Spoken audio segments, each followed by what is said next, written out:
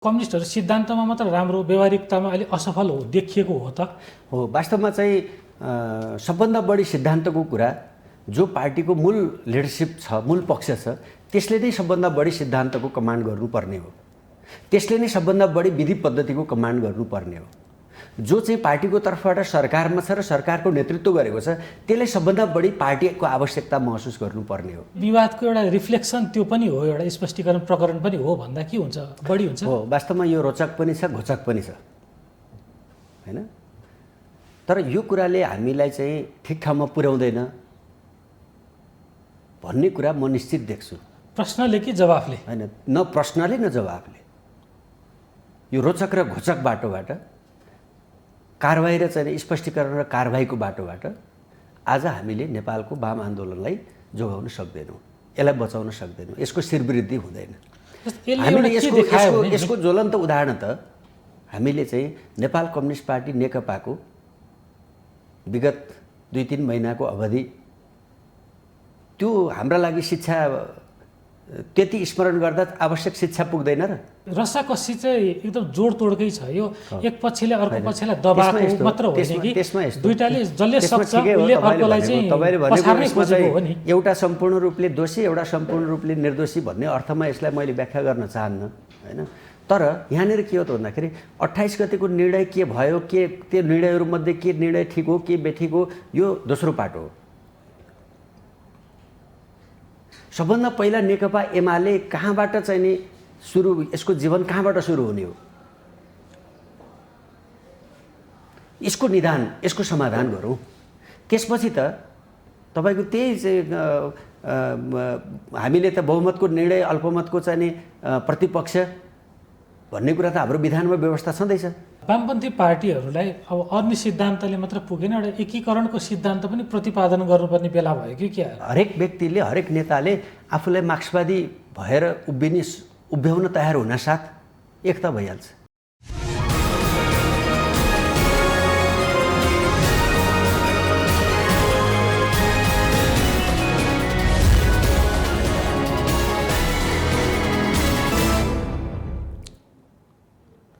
नमस्कार दर्शकबिन, स्वागत छ कार्यक्रम आजको सन्दर्भमा।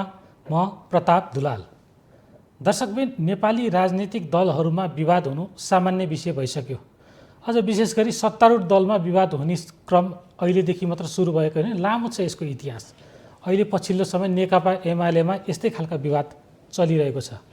विशेष गरी पछिल्लो समयको स्पष्टीकरण विवाद र त्यसका सवाल जवाफले विवाद अझै बढ्ने हो कि पार्टी नै फुटको दिशामा जाने हो कि भन्ने आशंका समेत बढिरहेको छ। यी र यस्ता समसामयिक विषयमा आज हामी छलफल गर्नेछौँ र यी विषयमा छलफल गर्नका लागि नेकपा एमालेका केन्द्रीय सदस्य ठाकुर गैरी हाम्रो स्टुडियोमा उपस्थित हुनुहुन्छ। आउनुहोस्, उहाँलाई स्वागत गरौँ। यहाँलाई स्वागत छ कार्यक्रममा। धन्यवाद। नेपाली राजनीतिक दलहरूमा विवाद हुनु कुनै नौलो विषय त भएन। सत्तारूढ भएपछि अझ विवाद त चर्किन्छ नै। त्यही सिलसिला नेकपा एमालेमा अहिले सरेको हो। नेपालको कम्युनिस्ट आन्दोलनमा यस्ता धेरै ठुला वाद विवाद, विभाजन, एकता हामीले बेहोर्दै भोग्दै आइरहेका छौँ। हामीले चाहिँ दोस्रो महाधिवेशनदेखि बिचको खास गरी 46-47 सालको आन्दोलनभन्दा अगाडि पनि ज्यादै डरलाग्दा बहस विवाद, विभाजनहरू भए। 46 सालपछि 62-63 सम्म फेरि थुप्रै पटक पार्टीभित्र एकता विभाजन हामीले भोग्दै आयौँ र 62-63 पछि एउटा एकताको लहर जस्तो चल्यो र त्यसभित्र 62-63 को क्रान्तिपछि पनि चाहिँ खास गरी नेकपा माओवादीभित्र केही विभाजनका त्यस्ता घटनाहरू हामीले देख्यौँ र अरू पार्टीहरूभित्र पनि त्यस्तो भयो र तर जब नेकपा एमाले र माओवादी केन्द्र एकताबद्ध भएर नेपाल कम्युनिस्ट पार्टी नेकपा बन्यो, त्यसपछि अब चाहिँ विभाजनको विगत अब स्मरण गर्नु पर्दैन भन्ने एउटा आम मान्छेहरूमा त्यो खालको अनुभूति थियो। तर फेरि त्यो कुरा रोकिएन र हामी 3 वर्ष पुग्दा नपुग्दै फेरि चाहिँ नेकपा माओवादी केन्द्र र नेकपा एमाले अलग अलग, त्यो पनि अदालतको फैसला मार्फत हुने स्थितिमा हामी आइपुगेका छौँ।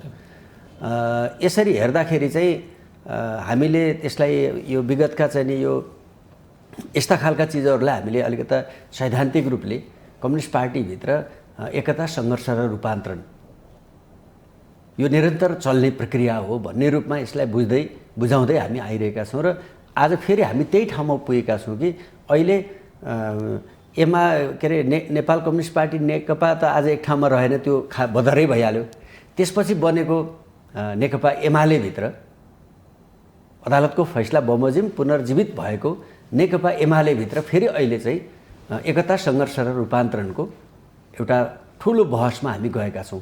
यसलाई चाहिँ हामी यो विभाजनको दिशातर्फ जान्छ वा यो रूपान्तरण भएर फेरि एकतातर्फ जान्छ भन्दाखेरि हामी त्यसमा प्रयत्नशील के छौँ भन्दाखेरि यो अहिलेको चाहिँ सङ्घर्षलाई चाहिँ रूपान्तरण गर्दै चाहिँ एकतामा पुर्याउने प्रयत्नमा हामी लागिरहेका छौँ। जस्तो यहाँले भन्नुभयो 62-63 पछि यहाँहरूको विवाद खासै देखिएको थिएन, पछिल्लो समय उग्र रूपमा देखियो। 62-63 पछि अलि जनताले अलि सानो आकारमा सीमित गरिदिएको कारणले विवाद नभएको, अहिले अलिकति बढी शक्ति दिँदा थियो, त्यो शक्ति नियन्त्रण गर्न नसकेर यी सबै विवाद भएको भन्दा सही हुन्छ कि गलत हुन्छ? एकदम तपाईँले धेरै ठिकै कुरा उठाउनु भएको छ कि कम्युनिस्ट पार्टीभित्र चाहिँ कम्युनिस्ट पार्टीलाई खास गरी हामीले यो कम्युनिस्ट पार्टी विचार प्रधान हुन्छ, यो कम्युनिस्ट पार्टी भनेको संस्थागत जीवनबाट चल्ने पार्टी हो। यहाँ चाहिँ सामूहिकता चाहिँ सामूहिक निर्णय यसको सबभन्दा मुख्य विशेषता हो, मुख्य चरित्र हो। सामूहिकतामा विश्वास गर्ने, संस्थागत निर्णय गर्ने, सहमति असहमति नोट अफ डिसेन्ट आदि इत्यादि त्यहीँ भित्र गर्ने, तर बहुमतको निर्णय भएपछि त्यसलाई कार्यान्वयन गर्ने।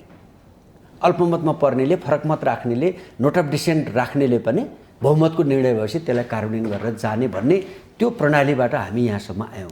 विशेष गरी तर अहिले यहाँ आइपुग्दाखेरि के भयो त भन्दाखेरि पार्टीभित्र विचारको प्रधानता अन्त्य हुँदै, विचारको चाहिँ नि वैचारिक पक्षधरताबाट स्खलित हुँदै हामी व्यक्तिको प्रधानतातर्फ गयौँ र त्यस पछाडि सामूहिकता अन्त्य भयो, करिब संस्थागत जीवन समाप्त भयो। बहुमतको निर्णय अल्पमतको कार्यान्वयन गर्ने अथवा चाहिँ नोट अफ डिसेन्ट राखेर म चाहिँ यो सङ्गठनको निर्णय प्रक्रियामा जान्छु भन्ने स्पेस समेत आज रहेन। र त्यति मात्र होइन कि त्यो व्यक्तिको प्रधानतासित सँगसँगै हाम्रो त्यो क्रान्तिकारी सर्वहारा श्रमजीवी वर्गीय चिन्तन प्रणाली, त्यो चाहिँ जीवनशैली, त्यो चाहिँ आचरण व्यवहार कार्यशैली पनि क्रमशः फेरि केमा गयो त भन्दाखेरि दक्षिणपन्थतातर्फ, अनि गएर चाहिँ यथास्थितिमा रमाउने। तत्काल आजको आज चाहिँ नि पद चाहिने, आजको आज धनी हुनुपर्ने, आजको आज चाहिँ नि सबै चिज हासिल गर्नुपर्ने, देशले जनताले के पायो भन्ने कुरा चाहिँ गौण बन्दै जाने र मैले के पाएँ भन्ने कुरा मुख्य बन्दै जाने। र यो चाहिँ व्यक्तिवाद अथवा त्यससँग जोडिएर हुर्किँदै गरेको दक्षिणपन्थता र त्यो चाहिँ क्रमशः विसर्जनतर्फ उन्मुख हुने, जसले गर्दाखेरि सिङ्गो वाम आन्दोलन चाहिँ को विसर्जनको बाटोतर्फ जान सक्ने खतरा आज पैदा भएको छ। र त्यसलाई हामीले अघि मैले भनेको कि सङ्घर्ष, त्यो वैचारिक राजनीतिक सङ्घर्ष, सङ्गठनात्मक विधि प्रणालीभित्र बसेर काम गर्ने र त्यो गर्न नचाहनेहरूको बिचको सङ्घर्ष, र त्यस पछाडि त्यसबाट रूपान्तरित भएर फेरि एकता, यो निरन्तर एकता सङ्घर्ष र रूपान्तरण, फेरि एकता सङ्घर्ष र रूपान्तरणको बाटोलाई हामीले कति प्रभावकारी बनाउन सक्छौँ, त्यसका आधारमा चाहिँ हामी त्यो दक्षिणपन्थी भाषमा जाने र विसर्जनतिर जाने बाटो हाम्रो चाहिँ मूल बाटो बन्छ, वा हामी रूपान्तरित भएर फेरि एकताबद्ध भएर देश र जनताको हितको निम्ति चाहिँ नेकपा एमालेलाई स्थापित गर्ने बाटोमा जान्छौँ भन्ने बहस आजको मूल बहस जस्तो मलाई लागिरहेको छ। जस्तो यो अहिले यो पछिल्लो समय यहाँको पार्टीमा देखिएको जुन विवाद छ, जुन श्रृङ्खला छ, त्यो पहिलोपटक होइन। जो सत्तामा जानुहुन्छ उहाँले यस्तै व्यवहार देखाउनुहुन्छ, जो प्रतिपक्षमा हुन्छ उहाँले सिद्धान्तका कुरा गर्नुहुन्छ। अझ स्पष्ट रूपमा भन्नुपर्दा सत्तामा बस्नेले अलिकति व्यवहारिक भएर अगाडि बढ्नुहुन्छ, प्रतिपक्षमा बस्ने या विरोधी खेमाको नेतृत्व गर्ने समूहले चाहिँ सिद्धान्तका बढी कुरा गर्छ। भनेपछि यो कम्युनिस्टहरू सिद्धान्तमा मात्र राम्रो, व्यवहारिकतामा अलि असफल हो देखिएको हो त? हो, वास्तवमा चाहिँ सबभन्दा बढी सिद्धान्तको कुरा जो पार्टीको मूल लिडरसिप छ, मूल पक्ष छ, त्यसले नै सबभन्दा बढी सिद्धान्तको कमान्ड गर्नुपर्ने हो। त्यसले नै सबभन्दा बढी विधि पद्धतिको कमान्ड गर्नुपर्ने हो। जो चाहिँ पार्टीको तर्फबाट सरकारमा छ र सरकारको नेतृत्व गरेको छ, त्यसले सबभन्दा बढी पार्टीको आवश्यकता महसुस गर्नुपर्ने हो।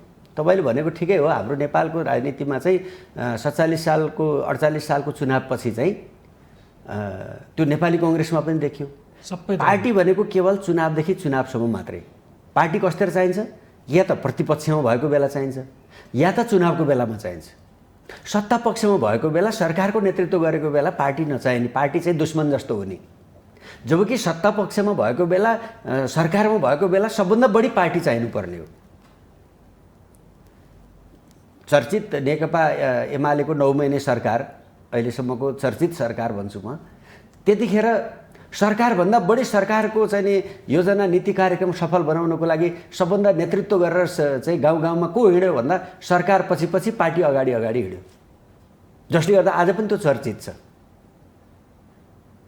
तर आज पछिल्लो समय हुँदै हुँदै जाँदाखेरि जब हामी सरकारमा जान्छौँ, सरकार अघि अघि हिँड्छ, पार्टीका चाहिँ मूल्य मान्यताहरूलाई ख्याल गर्दैन, पार्टी चाहिँ विलय हराए जस्तो, व्यवहारिक सिद्धान्त एकातिर व्यवहार एकातिर, सिद्धान्त एकातिर व्यवहार अर्कोतिर, सिद्धान्त एकातिर नेताहरूको कार्यशैली अर्कोतर्फ। कि हामी आज मूल रूपमा चाहिँ आजको कम्युनिस्ट पार्टीको आजको चाहिँ नि विश्लेषणमा आजको वर्ग सङ्घर्षका आधारमा आजको चाहिँ नि मुलुकको समस्या समाधान गर्नको लागि दलाल पुँजीवाद जुन बाधक हो, हिजो जसरी हामी सामन्तवादका विरुद्धको लडाइँ मुख्य लडाइँ हो, त्यो सरकारमा भए पनि, संसदमा भए पनि, सडकमा भए पनि, जहाँ भए पनि, सडकदेखि सदनसम्म सामन्तवादका विरुद्ध, सडकदेखि सदनसम्म, सदनदेखि सरकारसँग सामन्तवादका विरुद्ध भनेर हामी जसरी आयौँ, आज सडकदेखि संसदसम्म, सदनसम्म, सदनदेखि सरकारसँग दलाल पुँजीवादका विरुद्ध कम्युनिस्ट पार्टीको नेतृत्वको सरकार भन्ने सैद्धान्तिक वैचारिक स्पिरिटका साथ सरकार र सरकारसित सँगसँगै पार्टी हुनुपर्ने ठाउँमा हामीले त्यो गर्न सकेनौँ र हाम्रो वैचारिक चाहिँ नि सैद्धान्तिक चाहिँ नि कुरा हाम्रो चाहिँ प्राय शून्य स्थिति भयो। पद्धति चाहिँ भत्क्यो, प्रणाली भत्क्यो, व्यक्तिका सम्पूर्ण आचरण व्यवहार सबै चाहिँ नि एउटा बुर्जुवा चाहिँ करणतर्फ चाहिँ नि उन्मुख हुँदै गयो। त्यसले गर्दाखेरि आज चाहिँ के छ भन्दाखेरि कम्युनिस्ट पार्टीको चाहिँ नि स्पिरिट बोक्नेहरू र कम्युनिस्ट पार्टीको स्पिरिट नबोक्नेहरूको बिचमा, जसले गर्दाखेरि आज त्यसलाई केमा देखिन्छ भन्दाखेरि सरकारमा हुने र नहुनेहरूको झगडा, खान पाएका र नपाएकाहरूको झगडा जस्तो देखिरहेको छ। तर त्यो कुरा होइन। त्यो चाहिँ के हो त भन्दाखेरि चाहिँ हामीले फेरि पनि नेकपा एमालेलाई नीति प्रधान, विचार प्रधान, मार्क्सवादी लेनिनवादी मार्गदर्शक सिद्धान्तको चाहिँ स्पिरिटमा चल्ने पार्टी, यसले चाहिँ अख्तियार गरेको चाहिँ नि चाहिँ जुन सङ्गठनात्मक पद्धति हो, प्रणाली हो, त्यसलाई चाहिँ अङ्गीकार गर्ने, त्यसलाई कार्यान्वयन गर्ने पार्टी, सामूहिकतामा विश्वास गर्ने पार्टीका रूपमा यसलाई हामीले चाहिँ जुन 2000 के अरे यो चाहिँ फागुन 23 को फैसलाले हामीलाई जुन पुनर्जीवन दिएको छ, जुन एकता हुनुभन्दा अगाडि पार्टीभित्र 9 महाधिवेशनपछि जुन समस्याहरू देखा परेका थिए, त्यही 9 महाधिवेशनदेखि 2075 जेठ 2 गते नेकपा एमालेलाई विसर्जन गर्नुभन्दा अगाडिको पार्टीको चाहिँ भित्रको जुन आन्तरिक जीवनमा उत्पन्न भएको जे समस्या थियो, अब फेरि पुनर्जीवन पाएको नेकपा एमालेभित्र त्यही कुरा हुबहु आएर चाहिँ अगाडि बढ्न जुन खोज्दैछ, त्यसलाई हामीले चाहिँ करेक्सन गर्न सक्नुपर्छ। यो अहिले यो पछिल्लो खालको जुन विवादहरू देखिएको छ, विवादको श्रृङ्खला देखिएको छ, यहाँहरूले त भन्नु होला प्रधानमन्त्री अलि बढी जिम्मेवार हुनु होला भनेर, तर दुईटै पछि हामी बाहिर बसेर हेर्ने मान्छेले के देख्छौँ भने दुईटै पछि बराबर दोषी छन्। दुईटै पछि एकअर्कालाई पेलेरै जाने, दबाएरै जाने रणनीतिमा छन् भनेपछि दुईटै पक्षले लिनु पर्दैन यो जिम्मेवारी यसको। एक अर्कालाई आरोप प्रत्यारोप गरेरै मात्र अगाडि जान सकिन्छ, यो विवाद समाधान हुन्छ त? यहाँले भनेको जस्तो व्यवस्था फेरि ल्याउन सकिन्छ त? वास्तवमा चाहिँ दुईटै पक्षको बराबर भन्ने त म दुईटै पक्ष त्यसभित्र पनि बराबर भन्ने अर्थमा भन्दा पनि यसमा चाहिँ जस्तो यो परिस्थिति बन्नमा त्यो पार्टीको केन्द्रीय सदस्यको हिसाबले मेरो यो खालको परिस्थिति निर्माण हुनुमा मेरो कहीँ न कहीँ जवाफदेहिता जिम्मेवारी छ कि छैन भन्दाखेरि मैले मेरो कुनै पनि जिम्मेवारी छैन भनेर म उम्किन चाहन्न। यो परिस्थिति निर्माण हुनमा कहीँ न कहीँ कुनै न कुनै रूपमा मेरो पनि जिम्मेवारी छ। मेरो जति प्रतिशत जिम्मेवारी छ त्यति प्रतिशत मैले आत्मालोचित हुनुपर्छ, मैले आफूलाई करेक्सन गर्नुपर्छ। अर्थात् मैले अघि भनेको म भित्र पनि द्वन्द्व छ, म भित्र पनि त्यो एकता सङ्घर्ष र रूपान्तरणको प्रक्रिया छ। त्यसै गरी पोलिट ब्युरोको मभन्दा माथिको पोलिट ब्युरोका साथीहरूको, पोलिट ब्युरोभन्दा स्थायी कमिटीका नेताहरूको, स्थायी कमिटीभन्दा चाहिँ नि माथि पदाधिकारी, महासचिव, वरिष्ठ नेताहरूको र त्योभन्दा माथि चाहिँ पार्टी अध्यक्ष र अहिले चाहिँ पार्टी अध्यक्ष प्रधानमन्त्री भएको हिसाबले यो सबैलाई चाहिँ गोलबन्द गर्ने जिम्मेवारी कसको? आज हामी चाहिँ के अरे 3 वर्ष अगाडि चाहिँ तत्कालीन माओवादी केन्द्र र नेकपा एमालेको बिचमा हामीले साझा घोषणापत्र बनायौँ, साझा उम्मेदवार बनायौँ, प्रदेश र संसदमा चुनाव जित्यौँ।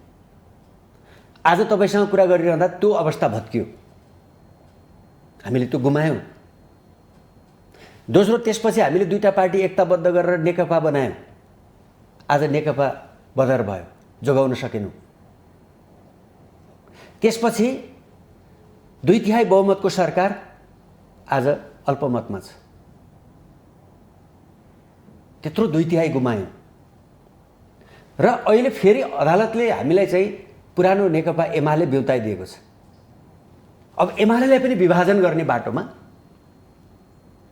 यसको एकता पनि कायम नराख्ने बाटोमा हामी हिँड्दैछौँ। योभन्दा दुर्भाग्यपूर्ण कुरा के हुन्छ? हो, यो उचाइबाट मैले नेतृत्व गरेको पार्टी, मैले नेतृत्व गरेको देश, यो परिस्थितिमा आज हामी श्रृङ्खलाबद्ध यहाँ हामी यसरी चाहिँ लुज हुँदै किन आइरहेका छौँ भनेर गम्भीरतापूर्वक एकपटक चाहिँ आँखा चिम्म गरेर ध्यानपूर्वक सोच्ने बेला भएन र?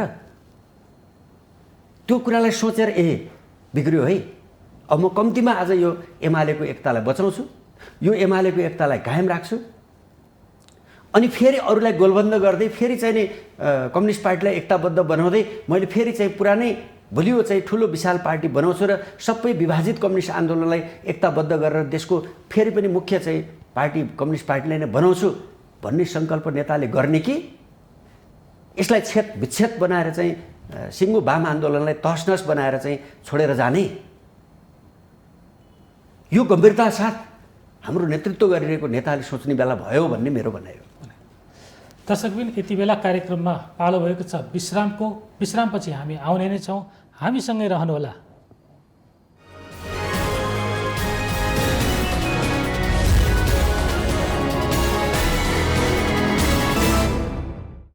दर्शकबिन, पुनः स्वागत छ कार्यक्रममा।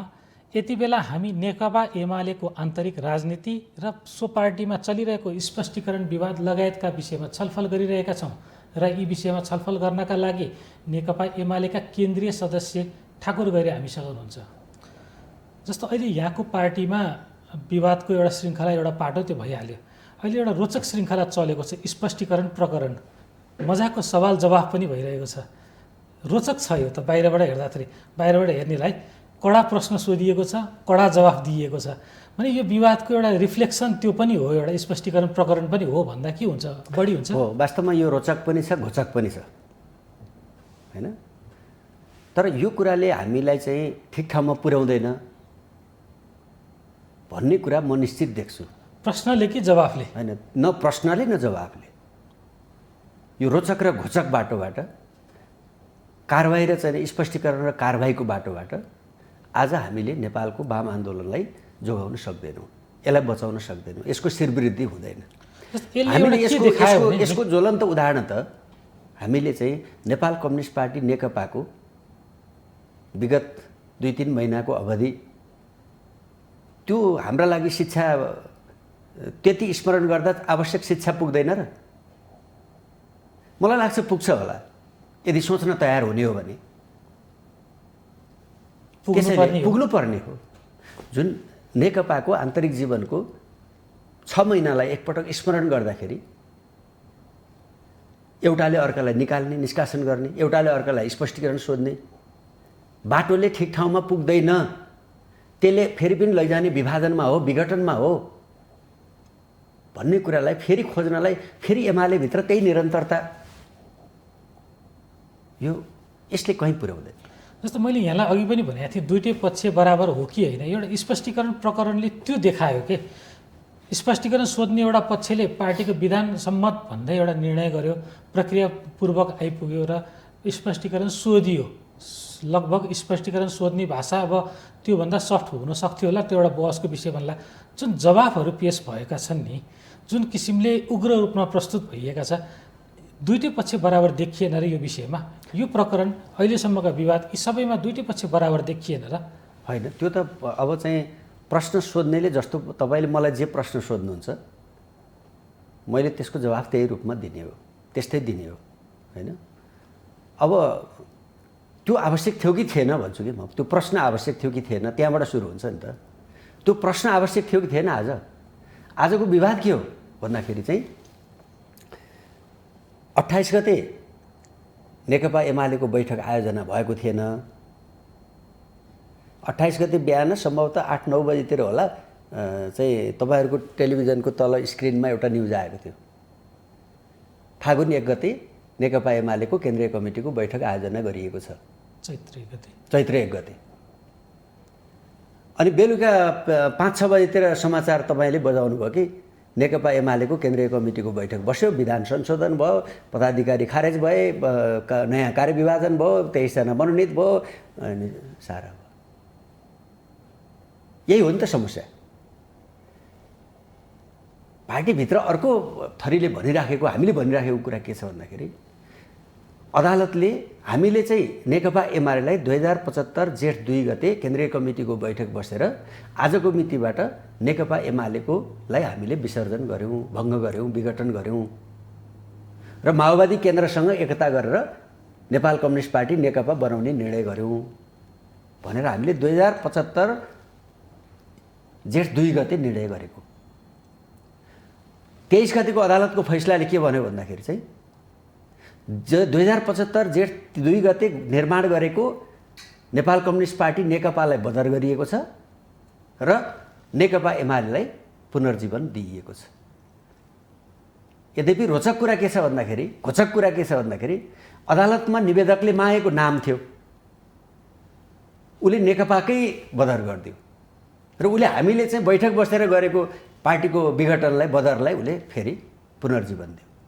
आज नेकपाभित्रको बहस के हो भन्दाखेरि चाहिँ हो त्यो चाहिँ जेठ 2 गते जुन पोजिसनमा नेकपा एमाले विसर्जन भएको थियो त्यही पोजिसनमा केन्द्रीय कमिटी र त्यही पोजिसनमा त्यो दिन विघटन गरिएका देशभरिका कमिटी, त्यसका अध्यक्ष, त्यसका पदाधिकारी, त्यसका केन्द्रीय कमिटी सबै त्यहाँबाट त्यो काम सुरु हुन्छ। अस्पताल के अरे जुन बिन्दुबाट चाहिँ जन्मिएको त्यही बिन्दुबाट त्यसको जीवन सुरु हुन्छ। यो कुरा मान्ने कि नमान्ने भन्ने नै आजको यहाँहरूले त्यो भएन भनेपछि फेरि मैले फेरि पनि सुरुमा भनेकै चिज फेरि दोहोऱ्याउन चाहेँ। बराबरीको हिस्सेदारी कहाँनिर देखियो भने यहाँहरूले माग गर्नुभयो फागुन 28 को निर्णय हामी मान्दैनौँ, त्यो बदर हुनुपर्छ। तर त्यो बदर गराउन वैधानिक बाटोहरू प्रयोग नगरी यहाँहरूले राष्ट्रिय भेला आयोजना गर्नुभयो। राष्ट्रिय भेला आयोजना गर्नुभयो, त्यहाँ बसेर अनेक खालका भाषणबाजीहरू भए, कार्यक्रम भए, नगर्नु पनि भन्नुभएको थियो प्रधानमन्त्रीजीले भनेर चाहिँ हामीले थाहा पायौँ। भनेपछि रसाकसी चाहिँ एकदम जोडतोडकै छ। यो एक पक्षले अर्को पक्षलाई दबाएको मात्र होइन कि दुईटाले जसले सक्छ उसले अर्कोलाई चाहिँ पछार्नै खोजेको हो नि। एउटा सम्पूर्ण रूपले दोषी, एउटा सम्पूर्ण रूपले निर्दोषी भन्ने अर्थमा यसलाई मैले व्याख्या गर्न चाहन्न होइन। तर यहाँनिर के हो त भन्दाखेरि 28 गतेको निर्णय के भयो, के त्यो निर्णयहरूमध्ये के निर्णय ठिक हो, के बेठिक हो, यो दोस्रो पाटो हो। सबभन्दा पहिला नेकपा एमाले कहाँबाट चाहिँ नि सुरु, यसको जीवन कहाँबाट सुरु हुने हो, यसको निदान, यसको समाधान गरौँ। त्यसपछि त तपाईँको त्यही चाहिँ हामीले त बहुमतको निर्णय, अल्पमतको चाहिँ नि प्रतिपक्ष भन्ने कुरा त हाम्रो विधानमा व्यवस्था छँदैछ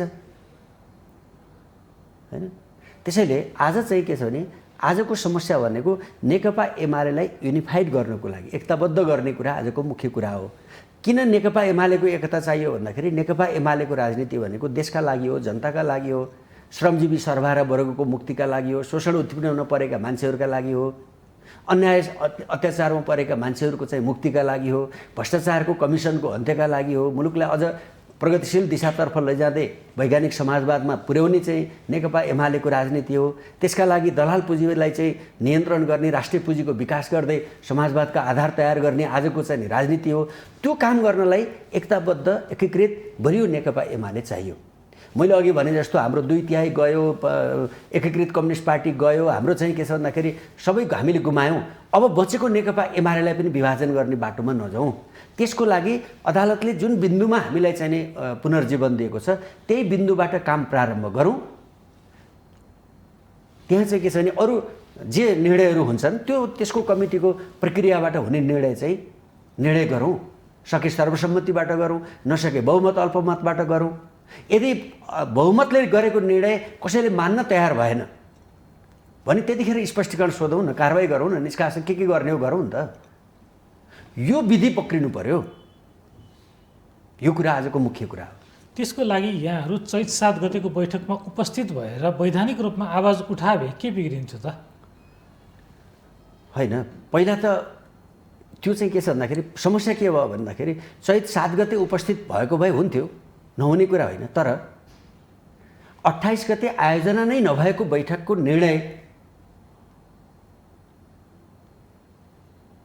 के भन्ने कुरा त पहिला निदान हुनु पर्यो नि त। दोस्रो, तपाईँले भन्नुभएको 4 र 5 गतेको भेलाको विषय स्थगित गर्ने विषय अर्को विषय हो।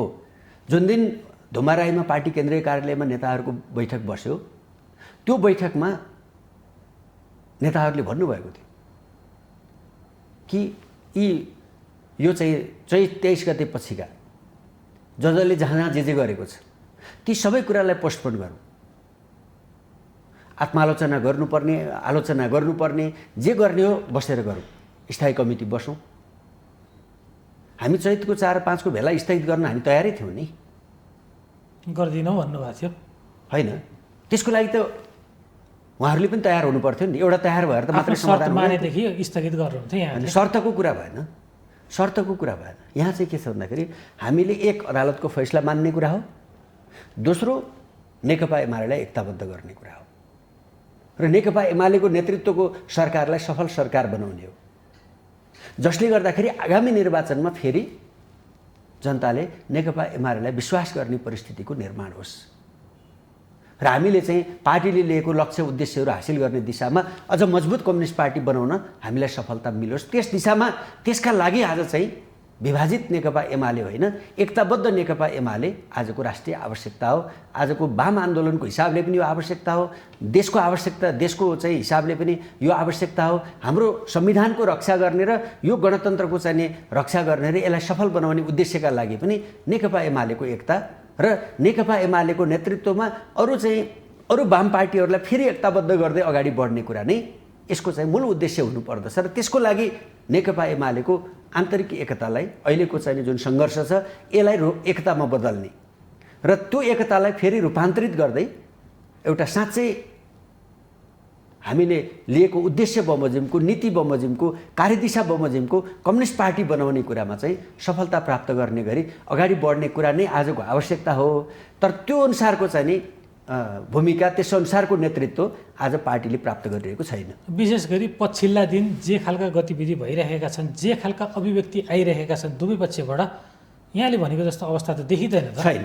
त्यही भएर मैले भनेको छु कि यो चाहिँ के छ भन्दाखेरि यो प्रत्युत्पादक कुरा हो, यसले हामीलाई ठिक ठाउँमा पुर्याउँदैन। त्यसैले गर्दाखेरि चाहिँ मुख्य नेताले, त्यसपछि सबै नेताहरूले एकचोटि बडो चाहिँ नि एकदम सम्पूर्ण चाहिँ आफ्ना इन्द्रियहरूलाई चाहिँ नि नियन्त्रण गरेर एकचोटि यत्रो चाहिँ नि लामो 65-70 वर्षको वाम आन्दोलन, त्यसमा चाहिँ नि जनताले गरेको बलिदान, त्यसमा चाहिँ नि कार्यकर्ता पङ्क्तिले गरेको त्याग, समर्पण, चुकाएको मूल्य, त्यो सबै कुरालाई एकपटक स्मरण गरेर आफ्नो चाहिँ जे कर्तव्य हो, जे आफ्नो दायित्व हो, जे आफ्नो चाहिँ नि आफूले आफ्नो तर्फबाट निर्वाह गर्नुपर्ने नेतृत्वदायी भूमिका हो, त्यो भूमिका निर्वाह गर्नको लागि एक कदम पछाडि हटेर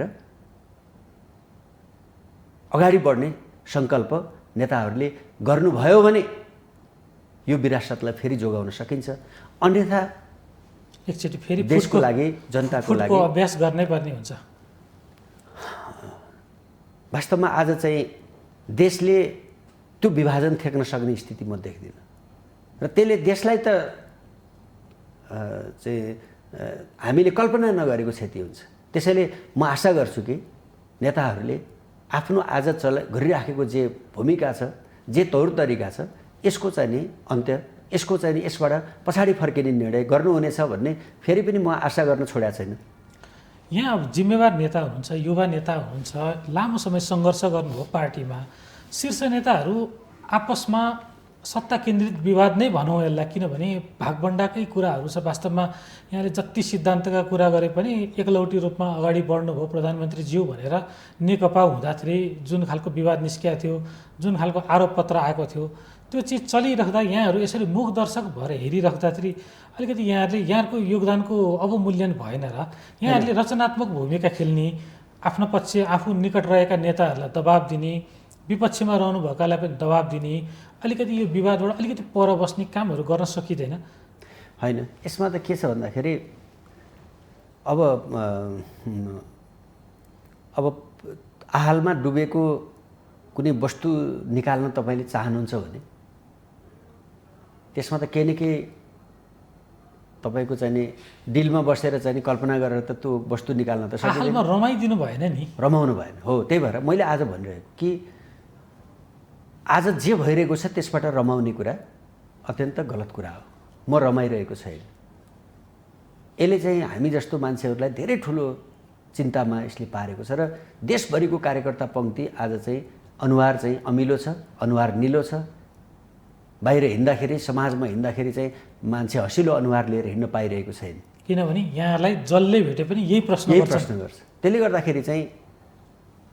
गर्दाखेरि त्यो अमिलो भएको, निलो भएको अनुहारलाई चम्किलो बनाउने दायित्व कसको हो भन्दा त्यो दायित्व नेताको हो। नेता त्यो मात्रै बन्न सक्छ जसले त्यो दायित्व पुरा गर्छ। पदमा बस्दैमा नेता हुँदैन। पदमा अध्यक्ष होला, महासचिव होला, के होला, तर त्यो मलिनो अनुहार लिएर, अमिलो अनुहार लिएर, निलो अनुहार लिएर हिँडेको कार्यकर्तालाई, जनतालाई त्यसको अनुहारमा चाहिँ उज्यालो भर्न सकेन भने त्यो नेता होइन। आज हाम्रो देशको, हाम्रो पार्टीको मुख्य नेताहरूले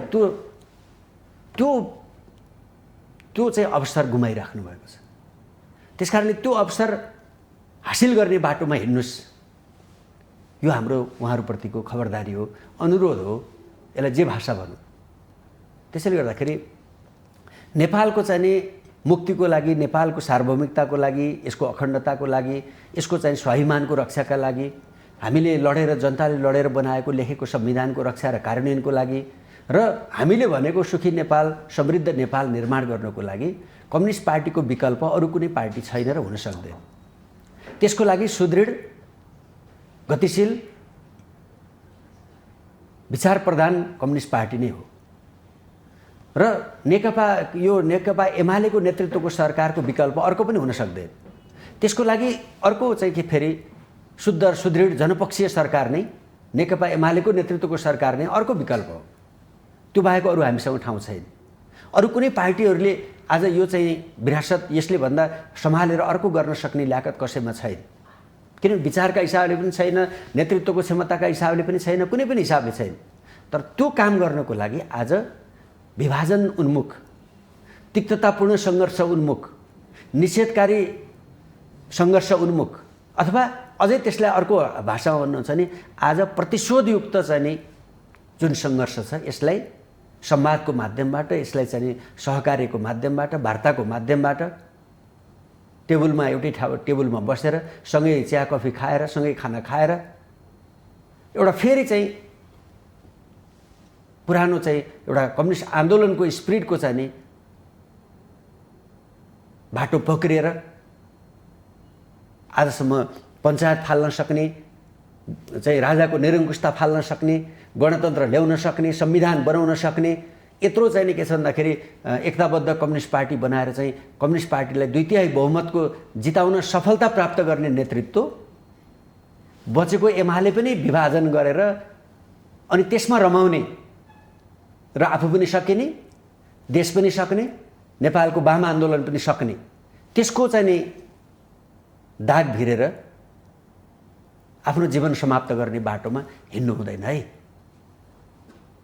भ्याक हुनुहोस्, अगाडि बढ्नुहोस्, 1-2 कदम पछाडि हटेर आज चाहिँ नेकपा एमालेको चाहिँ पुनर्जीवन प्राप्त गरेको नेकपा एमालेको केन्द्रीय कमिटीको बैठक बोलाएर त्यसको स्थायी कमिटीको बैठक बोलाएर त्यहाँबाट काम प्रारम्भ गर्दाखेरि तपाईँले हार्नुहुन्न है, तपाईँले जित्नुहुन्छ है। किनकि त्यसो गर्दाखेरि आन्दोलनले जित्छ, आन्दोलन एकताबद्ध हुन्छ, जसले गर्दा देशलाई जिताउँछ, जनतालाई जिताउँछ, राष्ट्रको रक्षा हुन्छ। मेरो चाहिँ यो नेताहरूप्रतिको अनुरोध हो। हस् दर्शकबिन, यति बेला कार्यक्रममा फेरि पालो भएको छ विश्रामको। हामी आउने नै छौँ, हामीसँगै रहनुहोला।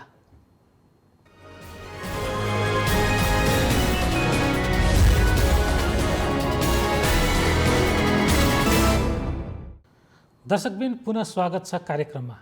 यति बेला हामी नेकपा एमालेको आन्तरिक विवाद लगायतका समसामयिक राजनैतिक विषयमा छलफल गर्दैछौँ र यी विषयमा छलफल गर्नका लागि नेकपा एमालेका केन्द्रीय सदस्य ठाकुर गैरी हामीसँग हुनुहुन्छ। जस्तो यहाँको पार्टी अब समग्र वामपन्थी पार्टी भन्छु, किनभने हाम्रो विषयसँग अलि सान्दर्भिक हुने भएकाले पार्टी फुटमा जान्छ, विवाद यसै गरेर चर्किन्छ, पार्टी फुटमा जान्छ, फेरि पछि आएर तिनै पार्टीसँग एकता गरिन्छ। तर कतिखेर भन्दा कमजोर भइसकेपछि विगतमा यहाँको पार्टी नेकपा एमाले फुटेर माले बन्यो, चुनावमा गयो, आफ्नो शक्ति बाँडेर चुनावमा लड्दा समग्रमा त वामपन्थीले भोट पाएकै हो, तर कमजोर मत लिएर आयो र पछि फेरि एउटा कालान्तरमा गएर एकता भयो।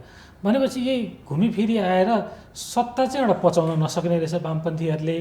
फुटसुट भइसकेपछि फेरि दिमाग अलि ठन्डा हुँदो रहेछ, फेरि मिल्दा रहेछन् भन्ने निष्कर्ष पो देखियो त। अहिले पनि त्यही दिशामा गएको हो त? त्यो दिशामा जानबाट रोक्नु पर्यो भन्ने हाम्रो भनाइ छ। तपाईँले भनेको ठिकै हो कि हामीले 54मा पार्टी विभाजन भएपछि त्यसपछिको जुन निर्वाचन भयो त्यतिखेरको माले पार्टीले 0 ल्यायो हैन। अनि एकथरी साथीहरू चाहिँ के भनेर रमाउनु भयो भन्दाखेरि ल हेर मालेको 0 आयो भन्ने कुरा नै खुसियालीको विषय, रमाउने विषय भयो। जबकि एकीकृत भइदिए एमालेको बहुमत आउने सम्भावना थियो। बहुमत आउँथ्यो, सम्भावना सुनिश्चित थियो। र आज पनि के छ भन्दाखेरि चाहिँ बजारमा बहस के गरिँदैछ भन्दाखेरि मेरो पक्षमा यतिजना हामी छौँ, तेरो पक्षमा चाहिँ यतिजना छ, तिमीहरू चाहिँ सिद्धिन्छौ, तिमीहरू सिद्धिन्छौ, हामी चाहिँ माथि जान्छौँ, हामी माथि जान्छौँ। तर को सिद्धिन्छ भन्ने कुरा त गएपछि जनताले भोट हाल्ने बेला थाहा हुन्छ, भोट हालेर गन्ने बेला थाहा हुन्छ। गनेर रिजल्ट घोषणा गरेपछि बल्ल चाहिँ नि शरीरसँग सिताङ्ग भएर चाहिँ नि आफू पक्षले गरेको भाषणमा आफूले हारेकोमा, देशको वामपन्थी आन्दोलनले हारेकोमा, कम्युनिस्ट पार्टीले हारेकोमा चाहिँ चिन्ता हुने होइन कि फल्नाले जितेन भनेर चाहिँ नि अनि खुसी मनाउ गर्न पनि के त्यही बाटो फेरि हामीले जाने हो त। त्यही भएर मैले भनेको त्यो बाटो अख्तियार गर्ने कुरा गलत हुन्छ है। आज एक कदम ब्याक हुन चाहिँ तयार नभएर सिङ्गो वाम आन्दोलनलाई समाप्त गर्ने कि आज एक कदम ब्याक भएर सिङ्गो आन्दोलनलाई बचाउने, पुनर्जीवन दिने भन्दा मेरो आग्रह त्यही हो कि आदरणीय नेता कमरेडहरू एक कदम ब्याक भएर आन्दोलनलाई पुनर्जीवन दिनुस्। त्यो तपाईँहरूको तर्फबाट गरिएको ठुलो कन्ट्रिब्युसन हुनेछ। व्यक्तिगत रूपले मैले के पाउँछु के पाउँदिनँ कुनै ठुलो कुरा होइन। म त आजै तपाईँसँग भन्न चाहन्छु, म यो पार्टीको एकताको खातिर मैले यदि आगामी बाँकी जीवनभरि मैले सांसदको, मन्त्रीको, मेयरको, गाउँपालिका अध्यक्षको कुनै नियुक्तिको मैले दाबी गर्ने छैन भनेर लेखेर दिनुपर्छ, म दिन तयार छु। देश र जनताको हितको खातिर। किनभने कम्युनिस्ट पार्टी बलियो नभइकन हाम्रो राष्ट्रियता बलियो हुँदैन, हाम्रो स्वाभिमान बलियो हुँदैन, हाम्रो चाहिँ नि शोषण उत्पीडनको अन्त्य हुँदैन, महिलाका नाममा, दलितका नाममा, जनजातिका नाममा भएका विभेदहरू चाहिँ अन्त्य हुँदैन, हामीले संविधानमा लेखेको मौलिक हकको कार्यान्वयन हुँदैन, हामीले चाहिँ देशको परिवर्तनका लागि बाधक बनेको दलाल पुँजीवादको चाहिँ नि अन्त्य हुँदैन। यदि त्यो चिज हासिल गर्ने हो भने म के हुन्छु, मैले के पाउँछु, यो कुनै ठुलो कुरा हो? मेरो आजको चाहिँ नि पद बच्छ कि बच्दैन कुन ठुलो कुरा हो? कसैले चाहिँ ओड्ने कात्रोमा खल्ती छ र? आजसम्म कुनै व्यक्तिले कसैले ओड्ने त्यो चाहे राजादेखि रङ्कसम्म कसैले ओड्ने कात्रोमा चाहिँ खल्ती छ? पदसँगै लिएर जाने देशको लागि जनताको लागि सोच्ने बेला भएन। अनि नेपालको यत्रो वाम आन्दोलनलाई चाहिँ नि यत्रो जनताले विश्वास गरेको आन्दोलनलाई तहसनहस पारेर छोड्ने यो अधिकार तपाईँलाई छैन है। यो चाहिँ आजको जनआवाज हो भन्ने मेरो भनाइ छ कि जस्तो वामपन्थी पार्टीहरूलाई अब अन्य सिद्धान्तले मात्र पुगेन, एउटा एकीकरणको सिद्धान्त पनि प्रतिपादन गर्नुपर्ने बेला भयो कि क्या? किनभने माओवादी पार्टीमा त्यस्तै खालको फुट छ, साना साना भएका दलहरू फुटी साना भएका हुन्। अब एमाले अहिले ठुलो पार्टीको रूपमा थियो, त्यो पनि फुटकै दिशामा छ अहिलेसम्मको गतिविधि हेर्दा। भनेपछि अरू सिद्धान्त पहिला थाती राखेर पहिला एकीकृत कसरी हुने, एकले अर्कालाई सम्मान कसरी गर्ने भन्ने एउटा सिद्धान्तै प्रतिपादन गर्ने बेला भयो जस्तो छ त। होइन, त्यो त हरेक व्यक्तिले हरेक नेताले आफूलाई मार्क्सवादी भएर उभ्याउन तयार हुनसाथ एकता भइहाल्छ। नाममा सबैले मार्क्सवाद भन्ने, समाजवाद पनि स्वीकार्ने, तर पार्टी एकीकरण नगर्ने यो सिद्धान्त अलिकति हो। पार्टी एकीकरण नगर्ने भनेको समाजवाद ल्याउने कुरालाई चाहिँ असफल बनाउने हो। एक्लै त ल्याउन सकिँदैन, एक्लै ल्याउन सकिँदैन। जबकि हामीले देशका चाहिँ बुर्जुवा शक्तिहरूसँग मिलेर संविधान बनायौँ, जसलाई सबै दलको आन्दोलनकारी सबै राजनीतिक दलको साझा दस्तावेज भन्छौँ। त्यो साझा दस्तावेजमा समेत हामीले समाजवादमा जाने भनेर लेखेका छौँ। भने त्यो समाजवाद हासिल गर्नको लागि जस्तो तपाईँलाई म स्मरण गर्छु कि पुष्पलालले चाहिँ नि 15 सालमा चाहिँ कम्युनिस्ट पार्टीले जम्मा चाहिँ 4 सिट जितेका थियो।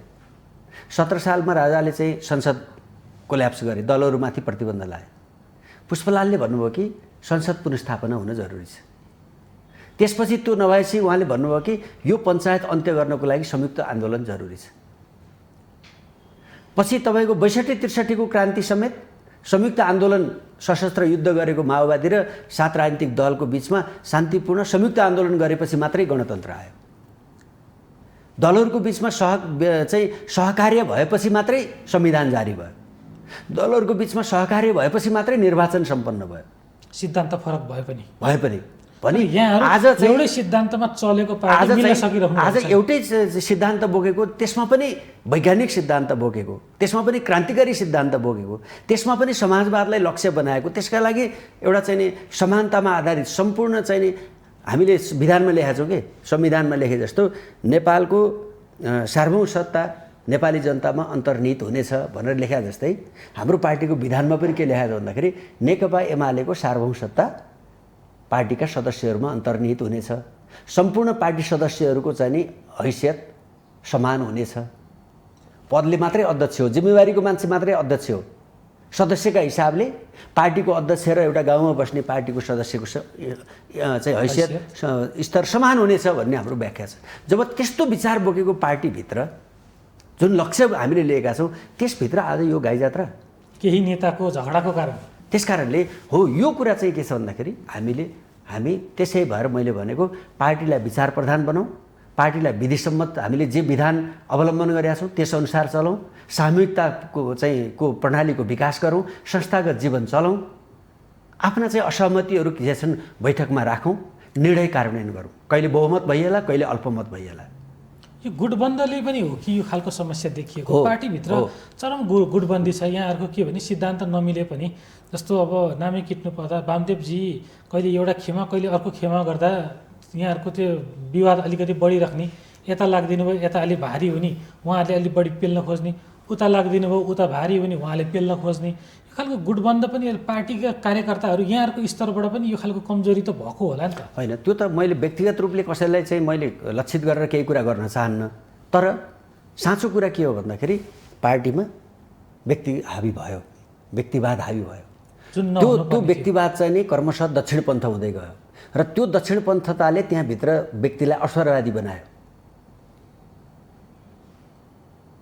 आजको भोलि मलाई त्यो अवसरवादले कम्युनिस्ट पार्टीलाई लैजाने कहाँ हो भन्दा जब पार्टीभित्र अवसरवाद मुख्य व्यक्तिवाद अवसरवाद जब मुख्य चाहिँ प्रवृत्ति बन्छ त्यसले लाने एकता हो, त्यसले लाने अग्रगमनतिर हो, होइन त्यसले लाने विसर्जनतर्फ।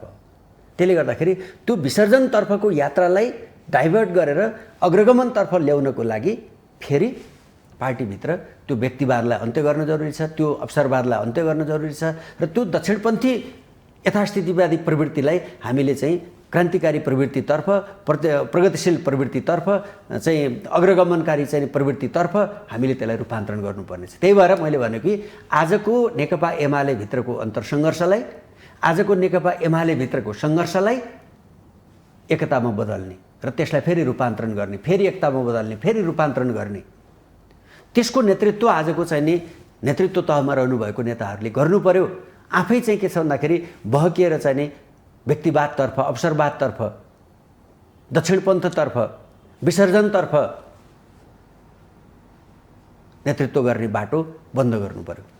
जस्तो समग्रमा यहाँको र मेरो यहाँ र कुरा मिल्यो, किनभने गुटबन्दको कारण यहाँले भने गुटबन्दीले हामीलाई त्यहाँ पुर्यायो हो। यसको गुटबन्दीको चाहिँ अन्त्य हुनै पर्यो। त्यो गुटबन्दीको अन्त्य त्यतिखेर मात्रै हुन्छ जतिखेर हाम्रो सङ्गठन सञ्चालनको प्रणाली स्थापित हुन्छ।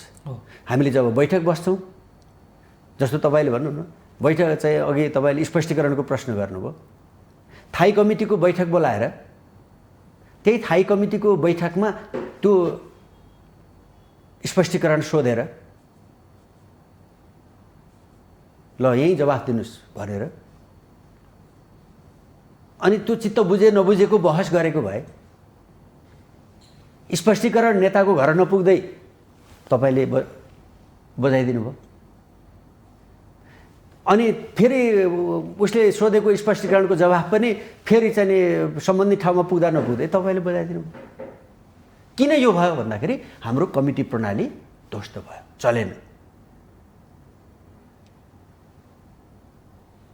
यही हो समस्या। त्यसले गर्दाखेरि यदि तपाईँले पार्टीमा यो अनुशासन कायम राख्ने कुरा, पार्टीमा गुटबन्दीको अन्त्य गर्ने कुरा, पार्टीमा चाहिँ के छ भन्दाखेरि त्यो एकतालाई बचाउने र त्यो चाहिँ अन्तरसङ्घर्षलाई पार्टीको आन्तरिक जीवनभित्र चाहिँ कमिटी प्रणालीभित्र चाहिँ ल्याउने कुराको लागि चाहिँ आज जुन सडकमा छताछुल्ल भएको जुन अन्तरसङ्घर्ष छ त्यसलाई कमिटीको दायराभित्र ल्याउनु पर्यो। कमिटीभित्रको दायरा ल्याउनको लागि 2075 जेठ 2 गतेबाट त्यसको प्रारम्भ गर्नु पर्यो। यहाँलाई अहिलेको अवस्थामा पार्टीको विवाद मिल्छ भन्ने कतिको विश्वास छ? छोटो एन्सर दिनु। आज म कम विश्वस्त छु, म विश्वस्त छैन, तर त्यो ठाउँमा ल्याउनको लागि प्रयत्न गर्नुपर्छ, सम्भव छ, मैले असम्भव देख्दिनँ। हस्, यहाँको महत्त्वपूर्ण समय र संवादको लागि धन्यवाद। हस्, धन्यवाद। दर्शकबिन, आज हामीले नेकपा एमालेको आन्तरिक विवाद, स्पष्टीकरण प्रकरण, सवाल जवाब लगायतका यावत विषयमा छलफल गऱ्यौँ र यी विषयमा छलफल गर्नका लागि नेकपा एमालेका केन्द्रीय सदस्य ठाकुर गैरे हामीसँग हुनुहुन्थ्यो।